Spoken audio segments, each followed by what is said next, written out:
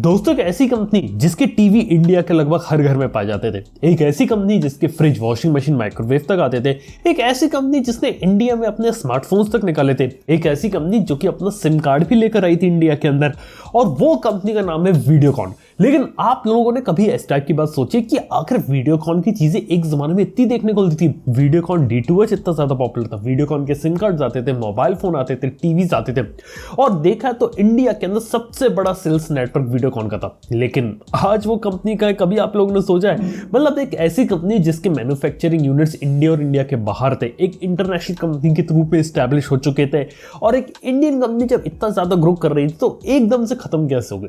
क्या आप लोग इस बारे में जानना चाहते हैं? चलिए एक करके इन सबके बारे में वीडियो में बात करता हूं। बाय द वे, पसंद आए तो लाइक, शेयर, सब्सक्राइब सब कुछ कर सकते हैं आप लोग। लेकिन सबसे पहले बात करता हूं, वीडियोकॉन की जो शुरुआत थी ना, वो पहले वीडियोकॉन के नाम से नहीं थी। एग्जैक्टली में 3 भाइयों ने इस कंपनी को शुरू किया था 1986 में अधिगम ट्रेडिंग कंपनी के नाम से, जो उस जमाने में उन्होंने यहाँ पे मिल्स वगैरह के अंदर काम करती थी, और बाद में इस कंपनी को रीब्रांड किया गया था वीडियोकॉन के नाम से, जहां पे इंटरनेशनल अपील है। और शुरुआत में इस कंपनी ने इलेक्ट्रॉनिक सेक्टर के अंदर अपनी जो पिक्चर ट्यूब होती है टीवी के अंदर, वो बनाने से शुरुआत करी थी। लेकिन बाद में जैसे इनके पास लाइसेंस आ गया यहाँ पे टीवीज बनाने के लिए, तो इन्होंने इंडिया के अंदर टीवीज बनाने शुरू करे। यहाँ तक कि कहा जाता है कि इंडिया का जो पहला कलर टेलीविजन था, ये यही कंपनी लेकर आई थी, जो कि बहुत ही अच्छी बात है। और देखते देखते टीवी बिजनेस से तो उन्होंने काम करना शुरू किया था, CRT वाले पिक्चर ट्यूब वाले टीवीज थे। लेकिन उसके बाद यहाँ पे दूसरे बिजनेसेस में भी आने लगे, जैसे कि रेफ्रिजरेटर्स बनाने लगे, वॉशिंग मशीन बनाने लगे, माइक्रोवेव बनाने लगे, और प्रॉपर कंज्यूमर इलेक्ट्रॉनिक कंपनी बन गया। यानी कि ऐसी कंपनी जिसका जो लोग होते हैं वो यहाँ पे डायरेक्टली यूज कर ले। और बात यहाँ पे सिर्फ इतनी नहीं थी, इनके पास रिटेल का सबसे बड़ा नेटवर्क आ गया था, और सबसे ज्यादा चीजें ग्रो करने वाले और इंडिया की सबसे बड़ी कंज्यूमर इलेक्ट्रॉनिक कंपनी बन चुके थे, जो की बात बहुत अच्छी थी। और इस फील्ड में वो बहुत तेजी से यहाँ पर ग्रो कर रहे थे। लेकिन कहानी में ट्विस्ट आता है 1990s के अंदर, जहां पर इंडिया के अंदर बाहर की कंपनीज को बिजनेस करने की परमिशन दी जाती है, और दुनिया की काफी सारी बड़ी बड़ी कंपनी जो भारत पर नजर गड़ाए रखी थी, वो इंडिया में अपने यहाँ पे काम करने को शुरू करती है। जैसे की बात करें कुछ कंपनीज के नाम बताऊं, सैमसंग का नाम आप लोग जानते होंगे, सोनी को जानते होंगे, LG को जानते होंगे। ये सारी कंपनीज भी एक तरह से कंज्यूमर इलेक्ट्रॉनिक बनाने वाले बिजनेस में, और इन्होंने भी इंडिया के अंदर इन्होंने अपने पैर जमाना शुरू किया। अब देखा जाए तो जब तक इंडिया के अंदर कंपनियां नहीं थी बाहर की, तब तक वीडियोकॉन वाले अच्छा परफॉर्म कर रहे थे। लेकिन जैसी कंपनीज बाहर की आने लगी, वो बेटर प्रोडक्ट्स बनाने लगी, R&D होती थी, टेक्नोलॉजी बेटर होती थी, और कुछ कंपनीज तो काफी अफोर्डेबल रेट में ले आई, जिससे देखा जाए तो वीडियोकॉन की ब्रांड वैल्यू उतनी ज्यादा बढ़ नहीं पाई। लेकिन बदले में LG, सैमसंग और सोनी की जो ब्रांड वैल्यू हम बढ़ती चली गई। लेकिन यहाँ पे देखा तो वीडियोकॉन ने हार नहीं मानी। वीडियोकॉन ने सोचा चलो कंज्यूमर बिजनेस हमारा जैसा चल रहा है उसे वैसे ही चलने देते हैं, लेकिन इसके बाद हम दूसरी चीजों पर फोकस करते हैं। जैसे की बात करें, यहाँ पे इन्होंने 2G का लाइसेंस लिया था, और एक जमाने में इंडिया के अंदर अपनी खुद की टेलीकॉम सर्विसेज को भी लेकर आए थे, और इन्होंने अपने आप को प्रमोट किया था वीडियोकॉन 2.75G से। बेसिक कहने का मतलब उनका यह था कि हम आपको 2G के रेट में 3G की स्पीड्स प्रोवाइड करेंगे। कॉन्सेप्ट काफी अच्छा था। लेकिन क्या आप लोगों को मालूम है कि यहाँ पे पिछले 10 सालों के अंदर वीडियोकॉन कंपनी के अंदर बहुत सारे ऐसे चेंजेस आए, जिससे उनके काफी सारे बिजनेस या तो बंद हो गए या खत्म हो गए, और देखा तो कंपनी एक तरह से बैंकक्रप्ट हो गई। देखो, बात सबसे पहले शुरू होती है यहाँ पे 2G स्कैम से। एक 2G स्कैम एक ऐसा स्कैम हुआ था इंडिया के अंदर, जहाँ पे काफी सारी जो टेलीकॉम कंपनीज थी उनको हैवी लॉसेज हुए थे, और काफी सारी टेलीकॉम कंपनीज बंद भी हो गई थी। जैसे की बात करें, एक जमाने में इंडिया में बहुत सारी टेलीकॉम कंपनीज थी, आपको एयरसेल देखने को मिलता था, यूनिनॉर देखने को मिलता था, आपको अलग अलग नाम से अलग अलग कंपनीज थी। लेकिन धीरे धीरे सारी कंपनीज एक तरह से खत्म सी हो गई। बेसिकली बात की जाए तो काफी सारी कंपनीज के जो लाइसेंस थे तो वो कैंसिल कर दिए गए थे, और वीडियोकॉन इनमें से नहीं का ही शिकार बना था। और देखा है तो वीडियोकॉन वाले काफी ज्यादा चीज से यहाँ पे डाइवर्स करने की कोशिश कर रहे थे, लेकिन ये स्ट्रेटेजी उनकी इतनी जल्दी यहाँ पे चल नहीं पाई। लेकिन इसके बाद बात की जाए तो चलो, उनका यहाँ पे टेलीकॉम का लाइसेंस कैंसिल हो गया, बाद में एयरटेल वालों ने कुछ चीजें अपने अंदर ले ली। लेकिन बात किया तो टेलीकॉम कंपनी से नहीं बना पाए, लेकिन बीच में इन्होंने अपना मोबाइल फोन बिजनेस भी शुरू किया था, और उसके अंदर भी ऐसा कमाल नहीं दिखा पाए। देखा है तो 2015 के टाइम पे इन्होंने अपने कुछ मोबाइल फोन्स निकाले थे, लेकिन जैसा कि हमें पता है इंडिया में जैसे चाइनीज कंपनी ने पिछले कुछ समय में अपना बोलबाला बनाया, वहां पे इनके मोबाइल फोन्स के और जो फीचर्स ये लोग प्रोवाइड करते थे, वो यहाँ पे काफी ज्यादा फीके रहे इंडियन कंज्यूमर को अट्रैक्ट करने के लिए। एक बिजनेस इनका काफी तेजी से जो हिट हुआ था, वो था वीडियोकॉन की D2H सर्विस का।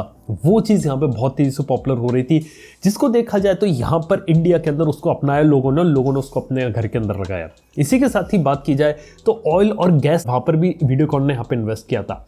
लेकिन वीडियोकॉन के साथ सबसे बड़ी गलती बताऊं क्या थी? वीडियोकॉन के साथ सबसे बड़ी गलती ये थी कि उन्होंने क्या किया, कई बिजनेसेस में बहुत ज्यादा इन्वेस्ट करना शुरू कर दिया और बहुत ही जल्दी डाइवर्स, यानी कि कंज्यूमर इलेक्ट्रॉनिक बिजनेस से जो पैसा आ रहा था उसे वो अलग अलग जगह डाल सकते। लेकिन पता प्रॉब्लम क्या रहती है, जैसे कि मोबाइल फोन का बिजनेस हो गया, टेलीकॉम्युनिकेशन हो गया, गैस या पेट्रोल हो गया, इनके अंदर प्रॉब्लम ये रहती है कि यहाँ पे जब कोई भी कंपनी अपना पैसा डालते हैं ना, तुरंत उसके पास जो पैसा होता है, प्रॉफिट्स होते हैं, वो जनरेट नहीं होते। यहाँ पे टाइम लेके होता है। इसको हमें अब जियो के एग्जांपल से समझ सकते हैं कि किस तरीके से एक जमाने में रिलायंस ने जियो को शुरू किया था और रिलायंस ने क्या किया था कि अपने जो बाकी बिजनेस होते हैं उनसे पैसा लेके जियो के अंदर डाला था और शुरुआत में फ्री भी डाला और उनको पैसे की कोई दिक्कत नहीं थी और बाद में धीरे धीरे जियो से वो रेट इंक्रीज करके पैसा बनाने लगे।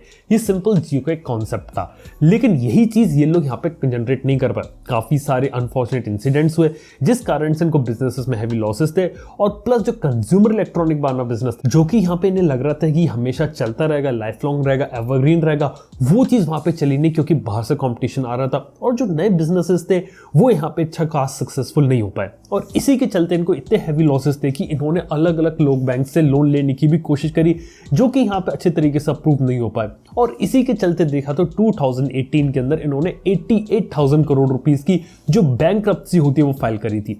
यानी कि इंडिया के इतिहास में किसी भी कंपनी ने इतनी बड़ी बैंक्रप्सी फाइल नहीं करी। ये एक काफी बड़ा नंबर होता है जिससे इन्वेस्टर, जो लोगों ने कंपनी में पैसा दिखाया, भरोसा दिखाया, उन्हें तो नुकसान हुआ, लेकिन यहाँ पे जो लोग थे उनकी भी यहाँ पे जो जॉब्स होती है वो भी यहाँ पे गई। इसके साथ ही वीडियोकॉन D2H था वो डिश टीवी के साथ यहाँ मर्ज हो गया और भी काफी सारे बिजनेसेस थे वो वीडियोकॉन के लगभग बंद से हो गए। और देखा तो इसी बीच के अंदर वीडियोकॉन का नाम काफी सारे स्कैम्स के अंदर भी यहाँ पे उठा था, जिसके बारे में अब अगर आप गूगल करेंगे तो आपको काफी ज्यादा जानकारी मिल जाएगी। इस वीडियो के टॉपिक से काफी ज्यादा बाहर हो जाएगा, लेकिन हाँ, इन सब से भी नाम जुड़ने के कारण कंपनी को नुकसान हुआ था, फंड्स की कमी हो गई थी, जिस कारण से वो आगे ग्रो नहीं कर पाए। और एक जो उम्मीद थी वीडियोकॉन के कमबैक करने की, जो पहले सिर्फ मुश्किल लग रही थी, वो पूरी तरीके से नामुमकिन हो गई।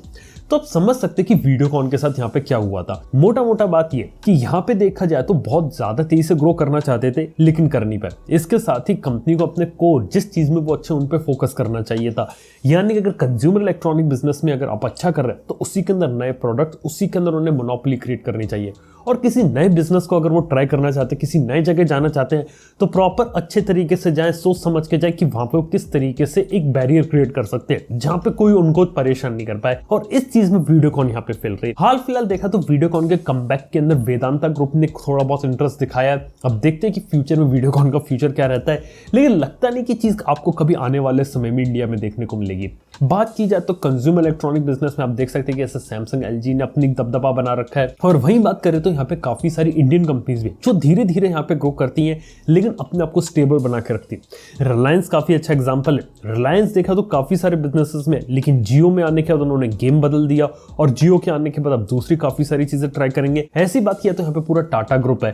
टाटा ग्रुप देखा जाए तो अपनी रेपुटेशन उन्होंने ऐसी बना रखी है कि वो जहां भी जाते हैं, भले उनको वो लॉसेस होता है लेकिन धीरे धीरे उसे प्रॉफिटेबल कर सकते हैं। टाटा मोटर्स एक बहुत अच्छा एग्जांपल है। पहले देखा तो टाटा मोटर्स की गाड़ियां कोई पसंद नहीं करता था, लेकिन आज के समय टाटा मोटर्स एक फैन फेवरेट बन के बैठा हुआ है। ऐसी एयरटेल की बात करें, इंडिया में काफी सारी टेलीकॉम कंपनीज आई गई, जियो की आंधी आ गई, लेकिन एयरटेल अभी तक टिका हुआ है और वो भी एक इंडियन कंपनी है और एक ऐसी इंडियन कंपनी जो इंडिया के साथ साथ बाहर भी यहाँ पे एग्जिस्ट करती है ना। काफी कमाल की बात। तो देखा तो कहने का मतलब ये कि इंडिया के अंदर इंडियन कंपनीज भी सक्सेसफुल हो सकती है, बस सही तरीके से उन्हें इंप्लीमेंट करना चाहिए। और ज्यादा कई बार होता है ना कि ज्यादा डाइवर्सिफिकेशन करना, वो भी गलत रहता है। और कई बार जिस चीज में अगर आप अच्छे हो, अगर वही चीज अगर आप करते रहो तो बहुत अच्छा करोगे।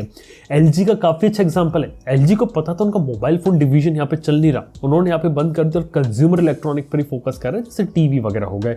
अगर वीडियोकॉन भी अगर ऐसा ही कुछ करती तो हो सकता है काफी अच्छे इंटरनेशनल ब्रांड होती। और अगर ये ब्रांड अगर सैमसंग, LG, सोनी से कंपीट करने की कोशिश करता तो शायद कुछ एक नई चीज आपको देखने को मिलती। खैर, होने को तो काफी सारी चीजें हो सकती थी, लेकिन मेरा ज्यादा आते सवाल आप लोगों से ही है, आप लोगों ने कभी वीडियोकॉन की चीजें यहाँ पर यूज करिए? अगर करिए तो बात नीचे कमेंट में बताना ना भूलो। वीडियो पसंद है लाइक करना। थैंक यू वीडियो देखने के लिए। आप नेक्स्ट वन के अंदर। Good bye.